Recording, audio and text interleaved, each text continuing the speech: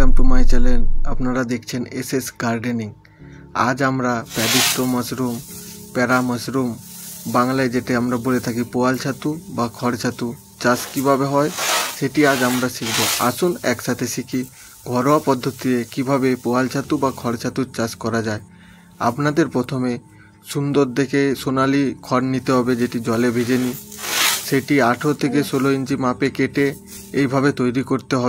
তারপর আপনাদের খড়গুলিকে জলে ভিজিয়ে এইভাবে সোজা করে দাঁড় করিয়ে রাখতে হবে। প্রায় 7 থেকে 8 ঘন্টা দাঁড় করিয়ে রাখার পরে খড়গুলি থেকে দেখবেন যে জল পড়া বন্ধ হয়ে গেছে, তখন আপনারা বেড ফেলানোর জন্য প্রস্তুতি।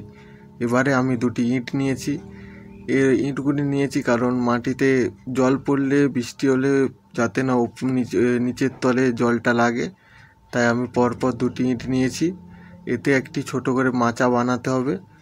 মাচা বানানোর জন্য আমি বাঁশের টুকরো নিয়েছি। বাঁশগুলিকে পরপরভাবে সাজিয়ে তৈরি করতে হবে মাচাটি।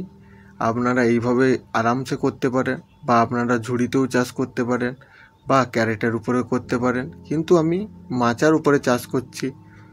দেখুন, আসুন এইভাবে পরপর বাঁশগুলিকে সাজিয়ে রাখতে হবে। তারপরে আপনাদের খড় নিতে হবে। আপনারা একটু নিচে ফাঁকা ফাঁকা রাখবেন, কারণ সব জিনিসের জন্য অক্সিজেন প্রয়োজন হয়। তারপরে খড়গুলি নেবেন, ভালোভাবে দেখবেন যাতে জলগুলি ঝরে যায়। তারপরে খড়গুলিকে বিছাবেন, এক পাশে মাথা রেখে বিছাবেন। দুপাশটা এপাশ ওপাশ করলে বিছালে হবে না, মাথাটা। তো আসুন বিছিয়ে নিই খড়গুলি। এই দেখুন, এইভাবে বিছিয়ে পরপর আপনাদের দিতে হবে। আপনারা অনেকেই ভাবেন যে প্রচণ্ড চাষ করাটা কষ্ট বা হয় না, কিন্তু না, এইভাবে করলে আপনারা নিশ্চয়ই সফলতা পাবেন। এইভাবে মাথাগুলোকে এক পাশে দিতে হবে আর একটু সমান করে নিতে হবে। আমি এখানে 5টা বা 4টা বান্ডিলে বানাচ্ছি, যেহেতু আমি একটাই বেড বানাবো, তাই আমি 4টা খড় নিয়ে বেডটা ফেলাচ্ছি, স্কোয়ার বেড। 5টা খড় নিয়েও ফেলাতে পারেন, বা আপনি পুরো খড় নিতে পারেন। মাথাতে একটু দেখুন সামান্য জল ছিল, ওইটা আমি নিজিড়ে ফেলে দিলাম। দেখুন, এইভাবে প্রথম লেয়ারটা করার পরে একটু চেপে দিবেন, যাতে বাইরে থেকে না কিছু ভেতরে ঢুকতে পারে। এরপরে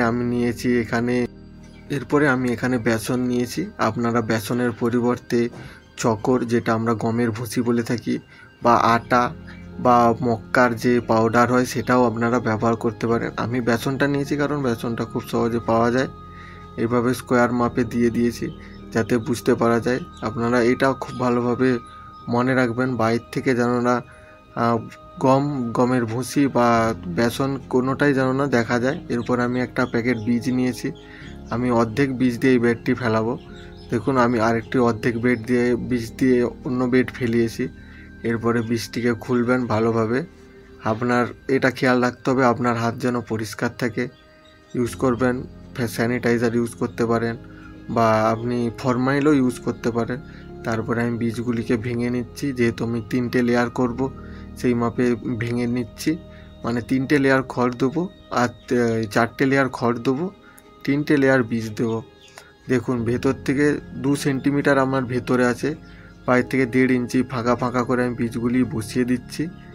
তো এইভাবে বসিয়ে দেওয়ার পরে এর উপরে আমি আবার খড় দেবো। তো আপনারা দেখুন, এইভাবে করলে নিশ্চয়ই আপনাদের সফলতা আসবে বাড়িতে খাওয়ার জন্য। এতে প্রোটিন, ভিটামিন প্রচণ্ড পরিমাণে থাকে। আসুন শিখি আমরা। আর আপনারা এবারে অনেকেই বলেন আমাকে, দাদা বীজ কোথায় পাবো? দেখুন, বাড়িতে খাওয়ার জন্য আপনি অনলাইনে বীজ পেতে পারেন, বা আপনি যারা মাশরুম চাষ করে বা বিক্রি করে তাদের কাছ থেকেও নিতে পারেন। এবারে দেখুন, আমি যেহেতু স্কোয়ার বেড ফেলাবো, এবারে আমি খড়ের মাথাটা দেখুন অন্য পাশে দিয়েছি, আর একটু খড় বসানোর পরে চেপে দিবেন। দেখুন, আমার কিন্তু বীজ কিন্তু বাইরে থেকে দেখা যাচ্ছে না। বাইরে থেকে বীজ দেখা গেলে অনেক রকম মাশরুম বেডের ফাঙ্গাস দেখা যেতে পারে, ব্ল্যাক মোল্ড, গ্রিন মোল্ড। দেখবেন সবুজ সবুজ সবুজ সবুজ হয়ে গেছে। আমি 3-4টে খড় দেব অপোজিটে। খড় দেওয়ার পরে আবার আমি বীজ দেব। যেহেতু আমার খড়ের আঁটিগুলা অত মোটা না, তাই আমি ছোট ছোট আঁটি নিয়েছি। দেখুন, দেখতে থাকুন কিভাবে আমি করি। পাশগুলোকে একটু একটু করে মেরে সমান করে নেবেন, কারণ তাহলে বেডটা সমান সমান থাকবে। আবার আমি আপনার বেসন নিয়েছি, বেসনটাকে আবার উপর থেকে দিয়েছি। আপনারা বীজ দিয়ে উপরে বেসন দিতে পারেন বা আমার এভাবে করতে পারেন। এভাবে করলে কি হয়, বাইরে থেকে মাপটা বোঝা যায়। এবারে কি অনেকেই বুঝতে পারেন না যে কতটা ভেতরে দিলে ভালো হয় কি খারাপ হয়, কারণ আপনারা প্রথমবার শিখছেন। তাই এবার ভিডিওতে তো সব বলে বোঝানো সম্ভব না। তারপরে আবার আমি বীজটা নিলাম, বীজটা নিয়ে দেখুন আবার ছোট ছোট টুকরো করে, আপনারা গুঁড়ো করবেন না বীজ অনেকে হয়তো ইউটিউবে ভিডিও দেখেছেন যে বীজ গুঁড়ো করে দেয়। বীজ গুঁড়ো করে দিলে ওর মাইসেলিয়ামটা নষ্ট হয়ে যাওয়ার চান্স থাকে। 1.5 থেকে 2 ইঞ্চি ভেতরে আমি দিয়েছি বাইর থেকে, যাতে না লাগে। এইভাবেই আমরা 2টা লেয়ার দিয়েছি, আরও আমরা 2টো লেয়ার দেব।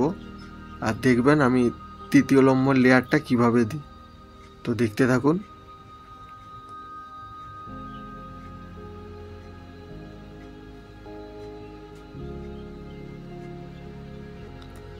আর আপনারা চাইলে এটা বাড়িতে খাওয়ার জন্য পুকুরের জলে বা গরম জলে বা আপনারা চুন জলে ভিজিয়ে রেখেও চাষ করতে পারেন। এটা পুরোপুরিভাবে অর্গানিক, অনেকভাবে করা যায়। এতে ফরমালিন দিয়েও করা যায়, ব্যাবিস্টিন, ফরমাইল আর চুন দিয়ে করা যায়। আবার দেখুন আমি এখানে একটা শেখার বিষয় হচ্ছে, এই যে দেখুন সোজা সোজা খড়টা দিয়েছিলাম, আমি আবার খড়টা ঘুরিয়ে দিয়েছি। যাতে কি হবে, তাহলে আমার বেডটা স্কোয়ারভাবে তৈরি হবে আর পড়ে যাবে না, সমান থাকবে। আবার মাথাটা আমি অন্য পাশে দিয়েছি। আর আপনারা যতবার খড় বসাবেন একটু একটু করে চেপে দেবেন, যাতে ভেতরের যে হাওয়াটা আছে সেটা বেরিয়ে যায়। আর খড়ে যদি আপনাদের জল থাকে তাহলে খড়টি একটু নিচড়ে নেবেন, তাহলে পুরোপুরিভাবে জলটা ঝরে যাবে। 4 থেকে 5 ঘন্টা গরমকালে করলে 4 থেকে 5 ঘন্টা রাখতে হয়। বর্ষাকালে করলে যেহেতু বাইরে বৃষ্টি হয়, খড়ে একটু আর্দ্রতা থাকে, তার জন্য একটু খড়টাকে বেশি করে শুকোতে হয়। এবারে সূর্যের আলোতে শুকোলে পুরোপুরিভাবে খড়টা শুকিয়ে যায়। সবার চেয়ে ভালো হয় যদি আপনি কোনো ছাইরা জায়গায় খড়টাকে শুকাতে পারেন, তাহলে খুব ভালো হয়। এভাবে আমি একটু বান্ডিলটা খুলে দিচ্ছি, কারণ খড়টা তো আমার পাতলা, তাই আমি রেখে দিচ্ছি একটুখানি খড় খুলে। তাই নাহলে আপনার যেহেতু এটা আটি খড়, তো ভালোভাবে একটু চেপে দিবেন। চেপে দেওয়ার পরে আবার আপনাকে নিতে হবে বেসন। বেসন দিয়ে আবার যেভাবে প্রথমে যেমন করেছিলাম ওইভাবে আবার বেসন ছড়াতে হবে।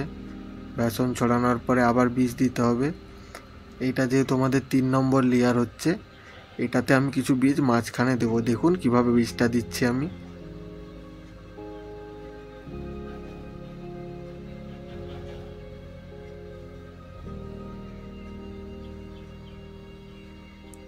দেখুন আমি মাঝখানে বীজ দেবো বলে মাঝখানেও একটু বেসন ঢেলে দিয়েছি। আর সবসময় হয়তো অনেকে অনেক কিছু বলে, কিন্তু আপনাদের আমি বলছি যে এইভাবে চাষ করে দেখবেন। উপরে যখন দেবেন বেসনটা যেন একটু পরিমাপে বেশি হয়, কারণ উপরটাই তো পাতলা করে খড় থাকে, যাতে সব জিনিসটা ভালোভাবে পাওয়া যায়।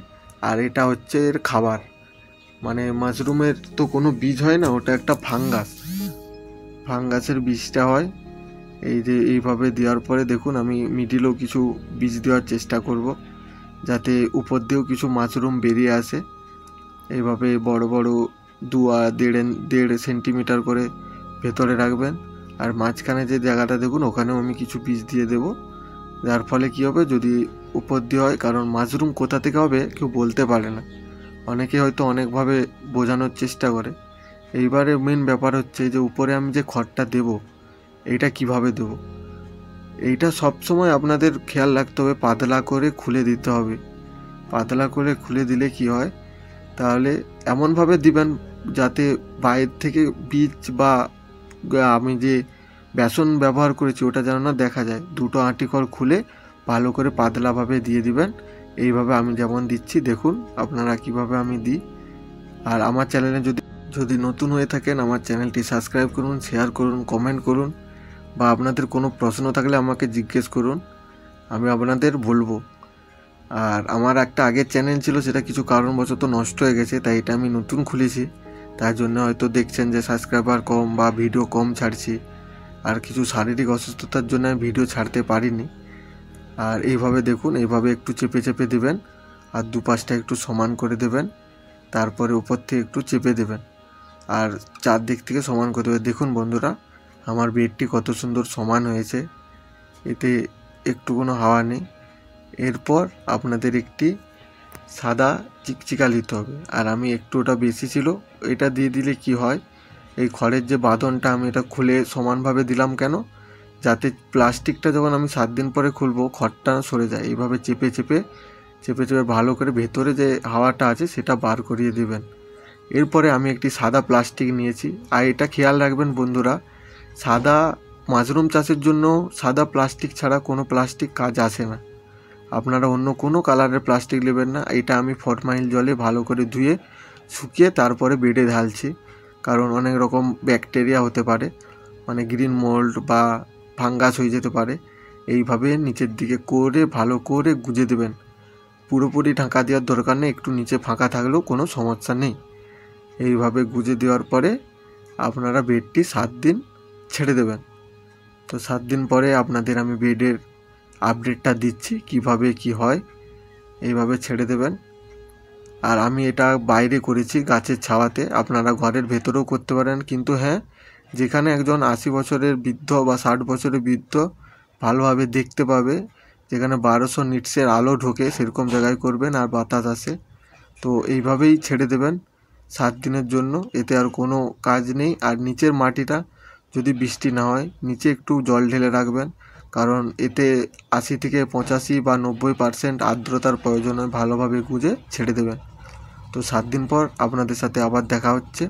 চলুন দেখুন আমি পাশে কত সুন্দরভাবে এইটা দেখুন মুড়েছি। আজ 7 দিন হয়ে গেছে বন্ধুরা। দেখুন আমি প্লাস্টিকটাকে খুলছি, মানে আমি বসিয়েছিলাম শুক্রবার, আজ শুক্রবার। এবার আমি প্লাস্টিকটাকে খুলছি। দেখুন এইভাবে আপনারা খুলবেন আস্তে আস্তে, যাতে খড়গুলো না ঘন হয়ে যায়, মানে সরে গেলে বীজের নষ্ট হতে পারে। এইভাবে মুড়ে ওপরেও রাখতে পারেন বা পুরো খুলে দিতে পারেন। আর হ্যাঁ, 7 দিন পরে আপনি যখন খুলবেন 2.5 থেকে 3 ঘন্টা ওইতে হাওয়া লাগাবেন, এইভাবে খুলে দিতে পারেন। দেখুন কত সুন্দর মাইসেলিয়াম এসেছে। এই যে মাকড়সার জালের মতন জিনিসগুলো আপনারা দেখতে পাচ্ছেন, এগুলো হচ্ছে মাইসেলিয়াম। এই দেখুন কত সুন্দর মাইসেলিয়াম এসেছে। আর এই যে পোস্তদানার মতন দেখতে পাচ্ছেন, এগুলো হচ্ছে মাশরুমের বটম, মানে এগুলো থেকেই পরের মুহূর্তে মাশরুম হবে। তারপরে আপনারা এইভাবে প্লাস্টিকটাকে শুধু ঢাকা দিয়ে রেখে দেবেন। এই দেখুন বটম কত সুন্দর এসেছে। 7 দিন পরে বন্ধুরা আপনার প্লাস্টিকটাকে ঢাকবেন না, পুরোপুরিভাবে বাঁধবেন না, ওপর থেকে জাস্ট ফেলে দেবেন। এই দেখুন কত সুন্দর আমার কুঁড়ি এসেছে মাশরুমের, এগুলোকে বটম বলে, বা এগুলো থেকেই পরবর্তীকালে আজ আমার বেডটি 13 দিনের। এই যে লাল হয়ে গেছে, এটি প্লাস্টিকটা আমি খুলতে পারিনি, বৃষ্টি হচ্ছিল তাই। এই দেখুন বন্ধুরা কত সুন্দর ছাতু হয়েছে। এই দেখুন, এইভাবে বাড়িতে খাওয়ার জন্য চাষ করলে আপনাদের নিশ্চয়ই ছাতু হবে।